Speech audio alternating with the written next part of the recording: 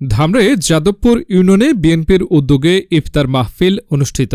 ঢাকার ধামরাই উপজেলার যাদবপুর ইউনিয়নে বিএনপির উদ্যোগে এক মনোরম পরিবেশে ইফতার মাহফিল অনুষ্ঠিত হয়েছে। বিএনপির ভারপ্রাপ্ত চেয়ারম্যান তারেক রহমানের নির্দেশনায় আয়োজিত এই মাহফিলে সিয়াম সাধনার তাৎপর্য তুলে ধরা হয় এবং দলীয় নেতাকর্মীদের মধ্যে ঐক্য ও সংহতি আরও সুদৃঢ় করার আহ্বান জানানো হয়। ইফতার মাহফিলে সভাপতিত্ব করেন যাদবপুর ইউনিয়ন বিএনপির সভাপতি আলহাজ আলতাফ হোসেন।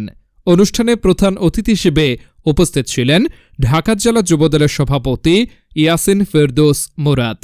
এছাড়া বিশেষ অতিথি হিসেবে উপস্থিত ছিলেন সাবেক যুবদল সহসভাপতি ইবাদুল হক জাহিদ এবং যাদবপুর ইউনিয়ন যুবদলের সাবেক সভাপতি মোহাম্মদ আলী আকবর।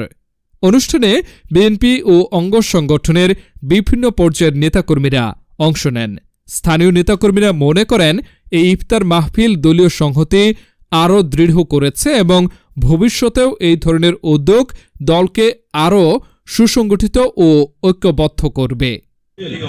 আমরা এখানে অনেকেই রাজনীতির সাথে সম্পৃক্ত আছি, অনেকেই আমরা রাজনৈতিক বিভিন্ন পদ পদবি নিয়ে রাজনীতি করি, কিন্তু তার বাইরে এইখানে যাদবপুর ইউনিয়নের বিভিন্ন শিক্ষক, মসজিদের ইমাম, বিভিন্ন শ্রেণী পেশার মানুষ আজকে এখানে উপস্থিত আছেন।